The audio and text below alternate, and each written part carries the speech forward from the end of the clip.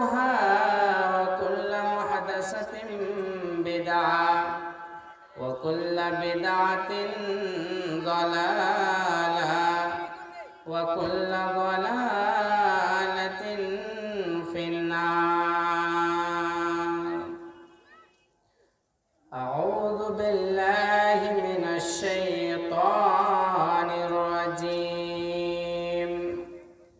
بسم الله الرحمن الرحيم.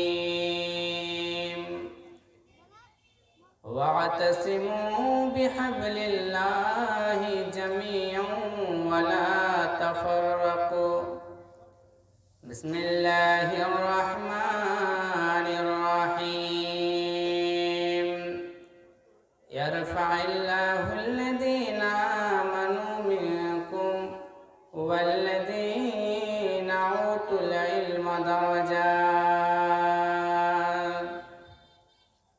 وقال النبي صلى الله تعالى عليه وسلم: خيركم من تعلم القرآن وعلمه.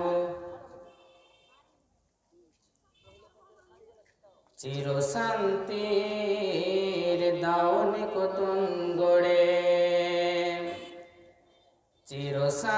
চিরশান্তির দাওনি কতন গড়ে, প্রভু ধরার মাঝে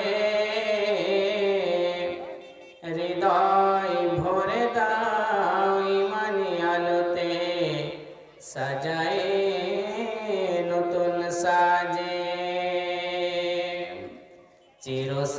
চিরশান্তির দাওনি কতন গড়ে, প্রভু ধরার মাঝে হৃদয় ভরে দাও ইমানি আলোতে, সাজায় নতুন সাজে। কওমের এই বদহাল দেখে, কওমের এই বদহাল দেখে মনে লাগে বড় ব্যথা। রাত আর দিন সুপথে ডেকেছি, কেউ তো শোনেনি কথা। ভাই বলে এদের পরিচয় দিতে, ভাই বলে এদের পরিচয় দিতে মাথা হেঁট হয় লাজে।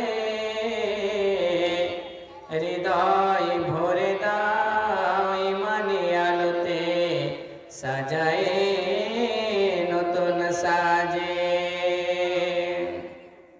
এলে কোন হেথা যেতে হবে কোথা, এলে কোন হেথা যেতে হবে কোথা, কেউ তো ভাবিনি বসে।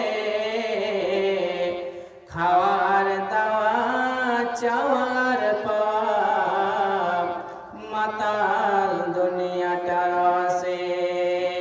সুমতি এদের ফিরাও দয়াময়, সুমতি এদের ফিরাও দয়াময়, মিল দাও কথাও কাজে। হৃদয় ভরে দাও ইমানি আলোতে, সাজায় নতুন সাজে। ত্যাগের দুনিয়াকে ভোগের বানায়াছে, ত্যাগের দুনিয়াকে ভোগের বানায়াছে, দিনকে উঠায় লাটে। ইবলিস দলে সব নাম লিখে আছে, ইমান বেচিয়া হাটে। মগজে মানুষের ক্যান্সার হলে, মগজে মানুষের ক্যান্সার হলে কাজ হয় না তখন বাজে। হৃদয় ভরে দাও ইমানি আলোতে, সাজায় নতুন সাজে। চিরশান্তির দাওনি কতন গড়ে, প্রভু ধরার মাঝে হৃদয়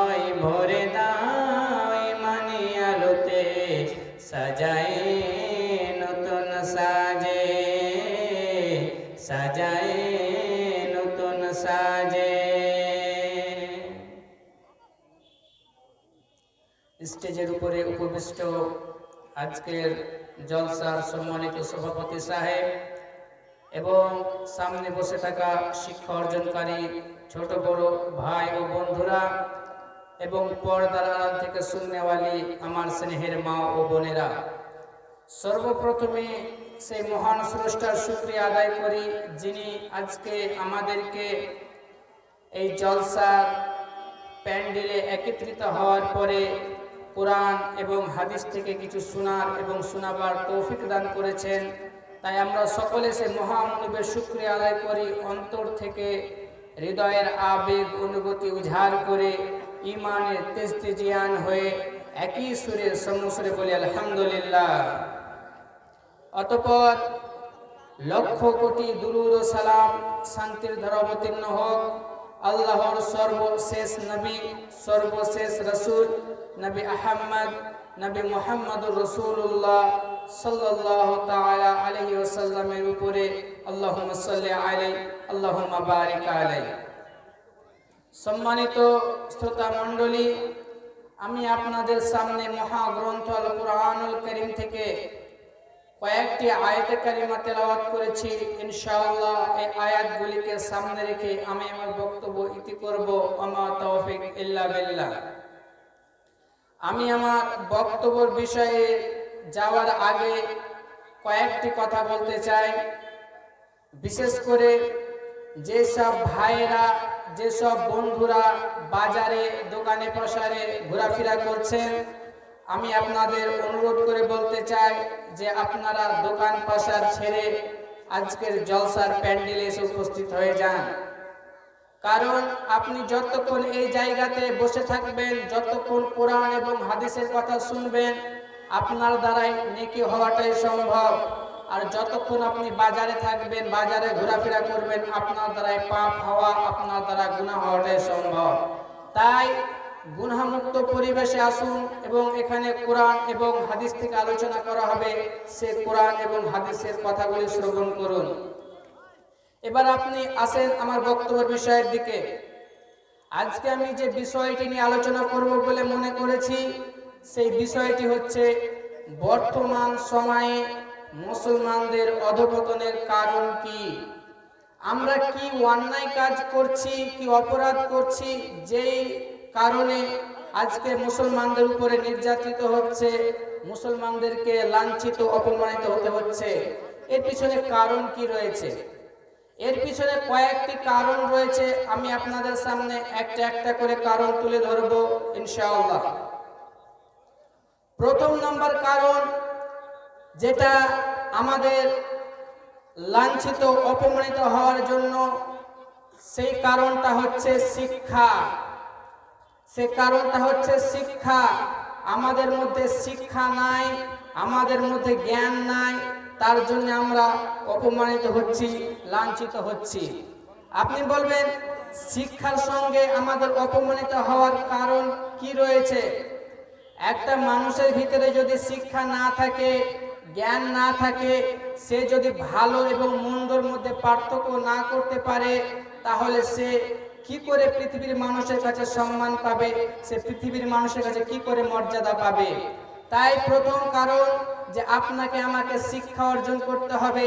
যদি আপনি শিক্ষা অর্জন না করেন, তাহলে আপনি দুনিয়ার অবস্থা বুঝতে পারবেন না। কোরআনে এই বিষয়ে কি বলা হয়েছে, হাদিসে কি বলা হয়েছে, আপনার জানা নেই। আপনি জানতে পারবেন যদি শিক্ষা অর্জন করেন। তাই আল্লাহ রাব্বুল আলামিন বিশ্বনবী মুহাম্মদুর রাসূলুল্লাহ সাল্লাল্লাহু তাআলা আলাইহি ওয়াসাল্লামকে প্রথমে শিক্ষার কথা বলেছেন।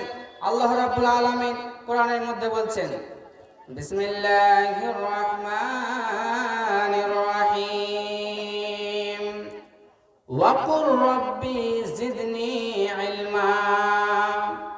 আল্লাহ রাব্বুল আলামিন বলছেন, হে নবী মুহাম্মদ, ওয়া কুর রাব্বি জিদনি ইলমা, তুমি আমি আল্লাহর কাছে দোয়া করো, আমি আল্লাহর কাছে চাও। কি চাও? রব্বি জিদনি ইলমা। আল্লাহ রাব্বুল আলামিন দোয়া শিখিয়ে দিচ্ছেন। আল্লাহ তাআলা বলছেন, নবী তুমি আমাকে বলো, হে আমার রব, রব, হে আমার প্রতিপালক, আপনি আমার জ্ঞান বাড়িয়ে দেন, আপনি আমার জ্ঞান বাড়িয়ে দেন। আল্লাহ রাব্বুল আলামিন বিশ্ব নবী মুহাম্মদুর রাসূলুল্লাহ সাল্লাল্লাহু আলাইহি সাল্লামকে বেশি বেশি জ্ঞান চাইতে হুকুম করলেন। আল্লাহ তাআলা দোয়া শিখাচ্ছেন নবীকে, নবী তুমি বলো রব্বি জিদনি ইলমা, হে আল্লাহ আপনি আমার জ্ঞানকে বৃদ্ধি করে দেন। আল্লামা ইবনে হাজার আসকালানী রাহমাতুল্লাহ আলাইহি ফাতহুল বারী বুখারী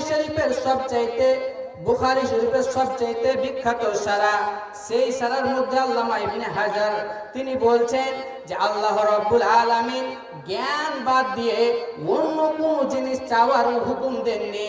অর্থাৎ আল্লাহ রাব্বুল আলামিন নবীকে বলেননি হে নবী তুমি আমার কাছে বেশি বেশি করে ধন দৌলত চাও। আল্লাহ রাব্বুল আলামিন বলেননি হে নবী তুমি আমার কাছে বেশি বেশি করে সোনা চাও, টাকা পয়সা চাও, ধন দৌলত চাও, বেশি বেশি করে দুনিয়ার সুখ চাও। আল্লাহ এই কথা বলেননি। আল্লাহ বলছেন নবী হে তুমি আমার কাছে বেশি বেশি করে জ্ঞান চাও, তুমি আমার কাছে বেশি বেশি করে জ্ঞান চাও। তুমি বলো হে আল্লাহ, হে রব্বুল আলামিন আপনি আমার জ্ঞানকে বৃদ্ধি করে দেন, আপনি আমার জ্ঞানকে বেশি করে দেন। আল্লাহ তাআলা জ্ঞান চাইতে বললেন কেন? কারণ যেই মানুষটা, যেই লোকটা, যেই ছাত্র জ্ঞান অর্জন করে কোরআনের জ্ঞান, হাদিসের জ্ঞান, সে আল্লাহ তাআলার কাছে অতি সম্মান মর্যাদা। আল্লাহ তাআলা তাকে অত্যন্ত সম্মান মর্যাদা দান করেছেন। এর বিষয়ে আল্লাহ তাআলা কোরআনে বলছেন বিসমিল্লাহির রহমানির রহিম ইয়ারফাইল্লাহুল্লাযীনা আমানু ওয়াল্লাযীনা মিনকুম। আল্লাহ রাব্বুল আলামিন বলছেন নিশ্চয় যারা ঈমান এনেছে, নিশ্চয় যারা আমি আল্লাহকে এক বলে বিশ্বাস করেছে এবং যারা ঈমান আনার পরে জ্ঞান অর্জন করেছে, আমি আল্লাহ যে জিনিসগুলো তাদের অর্জন করতে বলেছি, অর্থাৎ তারা কোরআন হাদিসের জ্ঞান অর্জন করেছে, কোরআন হাদিসের শিক্ষা অর্জন করেছে, আল্লাহ তাআলা বলছেন আমি তাদের সম্মান মর্যাদাকে বাড়িয়ে দেব, আমি আল্লাহ তাদের সম্মান মর্যাদা বৃদ্ধি করে দেব। আল্লাহ তাআলা বলছেন যে যারা ঈমান এনেছে এবং ঈমান আনার পরে আমার কোরআন হাদিসের জ্ঞান অর্জন করেছে, এই জ্ঞান অর্জন করার জন্য চেষ্টা করেছে, আমি আল্লাহ তাদের সম্মান মর্যাদা বাড়িয়ে দিব, তাদের সম্মান মর্যাদা বেশি করে দিব। পৃথিবীতে জ্ঞান এমন একটা জিনিস, শিক্ষা এমন একটা জিনিস যেটা আপনার আমার প্রয়োজন রয়েছে। যদি আপনার আমার ভিতরে যে শিক্ষা না থাকে, জ্ঞান না থাকে, তাহলে আপনি ভালো এবং মন্দর মধ্যে পার্থক্য করতে পারবেন না। আপনি ভালো এবং মন্দর মধ্যে আপনি বুঝতে পারবেন না কোনটা সঠিক কোনটা বেঠিক। তাই আল্লাহ তাআলা প্রথমেই জ্ঞানের কথা বলছেন যে তোমরা বেশি বেশি করে জ্ঞান চাও, বেশি বেশি করে জ্ঞান অর্জন করো, বেশি বেশি করে শিক্ষা অর্জন করো, তাহলে তোমরা বুঝতে পারবে যে হ্যাঁ এটা হলো হালাল, এটা হলো হারাম। তাহলে আজকে আমরা মুসলমানরা জ্ঞান অর্জন করি না। পৃথিবীর বুকে আপনি লক্ষ্য করলে দেখতে পাবেন আপনাদের আমাদের সমাজে অধিকাংশই মানুষ অশিক্ষিত, অধিকাংশই মানুষ মূর্খ। একটা অশিক্ষিত মানুষ এবং একটা শিক্ষিত মানুষ কোনো সময় সমান হতে পারে না, কোনো সময় তারা বরাবর হতে পারে না, সমান হতে পারে না। এটা আল্লাহ তাআলা কোরআনে পরিষ্কার করে বলছেন। আল্লাহ তাআলা বলছেন কুল হাল ইয়াস্তাবিল্লাযীনা ইয়ালামুনা ওয়াল্লাযীনা লা ইয়ালামুন। আল্লাহ রাব্বুল আলামিন বলছেন হে নবী মুহাম্মদ তুমি বলে দাও যারা শিক্ষা অর্জন করেছে, যারা জ্ঞান অর্জন করেছে এবং যারা জ্ঞান অর্জন করেনি, যারা শিক্ষা অর্জন করেনি, অর্থাৎ একটা মানুষ দ্বীন ইসলামের জ্ঞান অর্জন করেছে, কোরআন হাদিসের জ্ঞান অর্জন করেছে এবং একজন মূর্খ সে কোরআন হাদিসের জ্ঞান অর্জন করেনি। আল্লাহ রাব্বুল আলামিন বলছেন নবী তুমি বলো তোমার উম্মতদেরকে তারা কি সমান, তারা কি বরাবর হতে পারবে? কখনো না। অন্য জায়গায় আল্লাহ রাব্বুল আলামিন বলছেন কুল হাল ইয়াস্তাবিল আমা ওয়াল বাসীর। একজন চক্ষুবান ব্যক্তি যাকে আল্লাহ তাআলা দৃষ্টি দিয়েছেন যে দুনিয়ার সৌন্দর্য দেখতে পায়, আর একজন যাকে আল্লাহ তাআলা দৃষ্টি দেননি অন্ধ মানুষ যে দুনিয়ার সৌন্দর্য দেখতে পায় না, এরা দুজন কি কখনো সমান হতে পারে? আল্লাহ তাআলা বলছেন যে যারা শিক্ষা অর্জন করেছে আর যারা শিক্ষা অর্জন করেনি, যারা শিক্ষিত এবং যারা মূর্খ, এই দুই শ্রেণীর মানুষ কখনো সমান হতে পারে না, কখনোই এরা সমান হতে পারে না। তাহলে আপনাকে আমাকে বুঝতে হবে যে শিক্ষার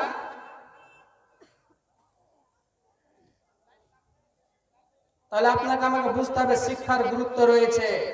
যদি আপনি বলেন যে শিক্ষার গুরুত্ব নাই, তাহলে এটা আপনার ভুল ধারণা। বর্তমান সময়ে শিক্ষা না থাকার কারণে আপনি দেখতে পাবেন যে বর্তমান সময়ে গ্রামের যারা দায়িত্বশীল ব্যক্তি রয়েছেন অধিকাংশই তারা অশিক্ষিত, তারা হলো মূর্খ। গ্রামের মোড়ল সর্দার থেকে নিয়ে আপনি গুনতে শুরু করেন, গ্রামের মোড়ল সেও তার ভিতরে দিনের কোনো জ্ঞান নাই, শরীয়তের কোনো জ্ঞান নাই। গ্রামের যিনি সেক্রেটারি রয়েছেন, দায়িত্বশীল ব্যক্তি রয়েছেন, তার ভিতরে কোনো দিনের জ্ঞান নেই, অশিক্ষিত মানুষ। যদি তারাই অশিক্ষিত মানুষ আসে, তাহলে তো আমাদের উপরে অত্যাচার নেমে আসবে। দ্বিতীয় নম্বর জিনিস আল্লাহ তাআলা, দ্বিতীয় নম্বর পয়েন্ট যেটা হলো মুসলমানদের অধঃপতনের কারণ, সেটা কি? আল্লাহ তাআলা বলছেন ওয়াতাসিমু বিহাবলিল্লাহি জামিআন ওয়ালা তাফাররাকু। আল্লাহ রাব্বুল আলামিন বলছেন, হে আমার বান্দারা, হে আমার গোলামেরা, ভালো করে শুনে নাও। ওয়াতাসিমু বিহাবলিল্লাহি জামিআন, তোমরা আল্লাহর রশিকে শক্ত করে ধরে নাও। তোমরা আল্লাহর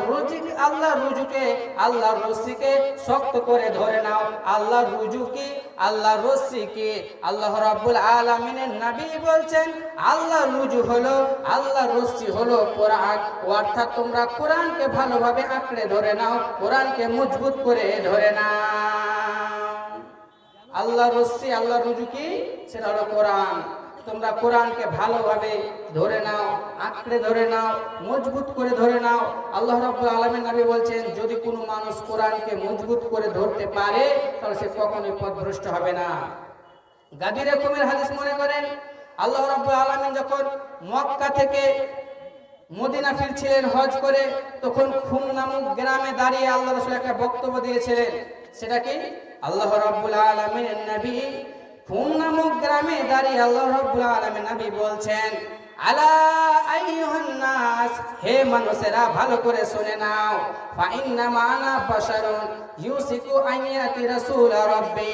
আল্লাহ রাব্বুল আলামিনের নবী বলছেন, হে মানুষেরা ভালো করে শুনে নাও, নিশ্চয় আমি নবী একজন মানুষ, অতি নিকটে যে আল্লাহর ফেরেশতা মালাকুল মউত এসে আমাকে দুনিয়া ছেড়ে যাওয়ার প্রস্তাব দেবে। আর মালাকুল মউত এসে বলবে, নবী হে আপনি দুনিয়া থেকে চলেন, আমি তার ডাকে সাড়া দিয়ে দিব। অর্থাৎ আমি দুনিয়া ছেড়ে চলে যাব। আমি দুনিয়া ছেড়ে যাওয়ার আগে তোমাদের কিছু কথা বলে যাচ্ছি, ভালো করে শুনে নাও। ওয়া আনা তারিকুম ফিকুমুস সাকালাইন, আমি তোমাদের উপরে দুইটি ভারী জিনিস রেখে যাচ্ছি। তোমরা এই দুইটি ভারী জিনিসকে মজবুত করে ধরে নেবে। যতদিন তোমরা এই দুইটি ভারী জিনিসকে ধরে রাখতে পারবে, কখনো তোমরা পথভ্রষ্ট হবে না, কখনো তোমরা লাঞ্ছিত হবে না, কখনো তোমরা অপমানিত হবে না। প্রথম নাম্বার জিনিস কি? নবী বলছেন কিতাবুল্লাহ, সেটি হলো আল্লাহর কিতাব। তোমরা আল্লাহর কিতাবকে মজবুত করে ধরে নেবে, তোমরা আল্লাহর কিতাবকে শক্ত করে ধরে নেবে, কখনো তোমরা কিতাবকে ছেড়ে দেবে না। এই আল্লাহর কিতাব, এর ভিতরে হেদায়েত রয়েছে, এর ভিতরে নূর রয়েছে, এর ভিতরে আলো রয়েছে, এর ভিতরে হেদায়েত রয়েছে। যে আল্লাহর কিতাব হলো আল্লাহর রশি। যদি আল্লাহর কিতাবকে তোমরা ধরে নিতে পারো, তাহলে তোমরা কখনোই পথভ্রষ্ট হবে না। দ্বিতীয় নাম্বার জিনিস, নবী বলছেন আনা উযাক্কিরুকুমুল্লাহ ফি আহলি বাইতি, আমি আমার আহলে বাইতের ব্যাপারে তোমাদেরকে আল্লাহর ভয় দেখাচ্ছি। তোমরা কখনোই আমার পরিবারের মানুষের সঙ্গে খারাপ ব্যবহার করবে না, তোমরা কখনোই আমার পরিবারের মানুষের সঙ্গে মিসবিহেভ করবে না, তোমরা আমার আহলে বাইতের সঙ্গে সৎ ব্যবহার করবে, ভালো আচরণ করবে। আল্লাহ রাসূল মৃত্যুবরণ করার 2 মাস আগে বক্তব্য দিয়েছেন গাদির রকমে দাঁড়িয়ে। আল্লাহ রাব্বুল আলামিন বলছেন যে আমি তোমাদের উপর দুইটি ভারী জিনিস রেখে যাচ্ছি, একটা হচ্ছে আল্লাহর কিতাব, আর একটা হচ্ছে আমার পরিবারের ভালোবাসা। অর্থাৎ তোমরা আমার পরিবারের সঙ্গে ভালো ব্যবহার করবে। কিন্তু মুসলমান এরা কোরআনকে ধরলো না আর নবীর পরিবারকে ছাড়লো না। এরা কোরআনকে পিঠের পিছনে ছুঁড়ে ফেলে দিল আর নবীর পরিবারকে, নবীর নাতি হাসান হোসেনকে এরা জবাই করে দিল। তো আল্লাহ রাব্বুল আলামিন বলছেন যে ওয়াতাসিমু বিহাবলিল্লাহি জামিআন ওয়া লা তাফাররাকু, তোমরা আল্লাহর রুজুকে শক্ত করে ধরো, মজবুত করে ধরো। আল্লাহর রুজু হচ্ছে আল্লাহর কোরআন। তাহলে আপনাকে আমাকে কোরআনকে মজবুত করে শক্ত করে ধরতে হবে। আব্দুল্লাহ ইবনে আবি আওফা রাদিয়াল্লাহু তাআলা আনহুকে জিজ্ঞাসা করা হলো, হে নবীর সাহাবী, আপনি বলেন বিশ্ব নবী দুনিয়াতে থাকা অবস্থায় কি কোন কাউকে খলিফা নির্বাচন করে গেছে? আব্দুল্লাহ ইবনে আবি আওফা বলছেন, না, আল্লাহর রাসূল আমাদের বলেছেন যে তোমরা কোরআন নিয়ে থাকো, তোমরা কোরআন মোতাবেক, কোরআন অনুযায়ী তোমরা জীবন যাপন করবে। তাহলে কোরআনকে আঁকড়ে ধরতে হবে, কোরআনকে মজবুত করে ধরতে হবে। কোরআন যদি কোন মানুষ ছেড়ে দেয় তাহলে সে পথভ্রষ্ট হয়ে যাবে, সে লাঞ্ছিত হয়ে যাবে, অপমানিত হয়ে যাবে। আজকে কোরআনকে আমরা আঁকড়ে না ধরার কারণে আমরা অপমানিত হচ্ছি। একজন মুসলমান আরেকজন মুসলমানকে মুমিন বলে মেনে নিতে পারে না, মুসলিম বলে মেনে নিতে পারে না। আপনাকে একটাই উদাহরণ দিয়ে আমি শেষ করছি। উদাহরণটা কি? 1905 সালে বেরেলিদের ইমাম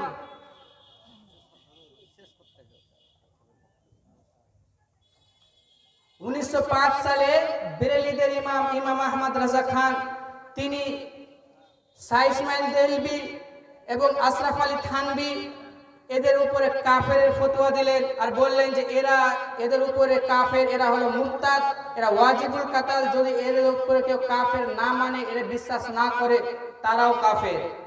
এর উত্তরে খলিল আহমদ সাহারানপুরে তিনি একটি কিতাব লিখলেন আল মুহান্নাদ আল মুফান্নাদ 1906 সালে, এবং তিনি ইমাম আহমদ রাজা খানকে বললেন এরা হলো শয়তানি দল, যারা আমাদের উপরে হামলা করেছে যেমন ভাবে নাবিদের উপরে শয়তান হামলা করত। তাহলে আজকে আমরা মুসলমানকে যদি কাফেরের ফতোয়া দিয়ে থাকি, আমরা মুসলমানকে যদি বলি যে তোমরা ইসলামের বাইরে, ইসলাম থেকে তোমরা খারিজ, তাহলে কি করে আমরা পৃথিবীর মানুষের কাছে সম্মান পাবো? তো আল্লাহ রাব্বুল আলামিন যেন আপনাকে আমাকে সবাইকে ঐক্যবদ্ধ হয়ে থাকার তৌফিক দান করেন। সকল আল্লাহুম্মা আমিন। আমি একটি গজল বলে শেষ করছি। শোনো বন্ধু শোনো বলি শোনো দিয়া মন, শোনো বন্ধু শোনো বলি শোনো দিয়া মন, বর্তমান মেয়েদের দিচ্ছি বিবরণ। স্কুলে যাই কলেজে যাই যে সিনেমাতে, স্কুলে যাই কলেজে যাই যে সিনেমাতে, ক্লাস ফাঁকি দিয়ে ঘুরছে দেখো বয়ফ্রেন্ডের সাথে। রোজ সকালে স্কুলে যাই বান্ধবীদের নিয়া, রোজ সকালে স্কুলে যাই বান্ধবীদের নিয়া, স্কুল শেষে ঘুরছে তারা দেখো পার্কে গিয়া। চোখে কালো কাজল দেই কানে সোনার দুল, চোখে কালো কাজল দেই কানে সোনার দুল, মাথার ওড়না ফেলে দেখায় কালো লম্বা চুল।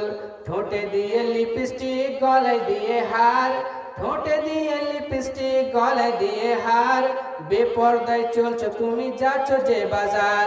বাজারেতে কেনাকাটা করো না কো তুমি, বাজারেতে কেনাকাটা করো না কো তুমি, কেনাকাটা বাহানা খুঁজছো তুমি স্বামী। और जींस पैंटे भद्र से जे चले रास्ता घाटे, जींस पैंटे भद्र से जे चले रास्ता घाटे, যুবক ছেলে দেখলে পারে পিছন পিছন হাঁটে।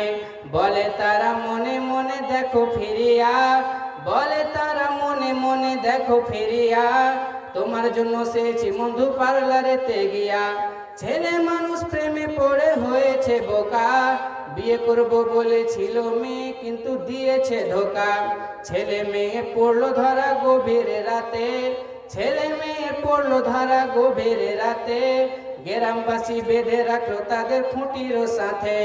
সকাল বেলায় মরল সদর করলো যে বিচার, জরিপানা করলো ছেলেকে মেয়েকে দিল ছাড়। আরো বলি ও গো বন্ধু শোনো দিয়া মন, বর্তমান ভাবিদেরই দিচ্ছি বিবরণ। স্বামী গেছে বিদেশে টাকা রোজগার তরে, স্বামী গেছে বিদেশে টাকা রোজগার তরে, ভাবি দেখো পড়ছে ধরা দেওরেরই ঘরে। ভাবি বলে আমার স্বামী নাই কো ঘরেতে, ভাবি বলে আমার স্বামী নাই কো ঘরেতে, জৈবনের আগুনে ভাবো পর পুরুষের হাতে। বলছি ওগো নারী তুমি শোনো দিয়া মন, তোমার ইজ্জত সবচেয়ে দামি অমূল্য রতন। যদি রাখো হেফাজতে ইজ্জত তোমার, যদি রাখো হেফাজতে ইজ্জত তোমার, জান্নাতি হবে।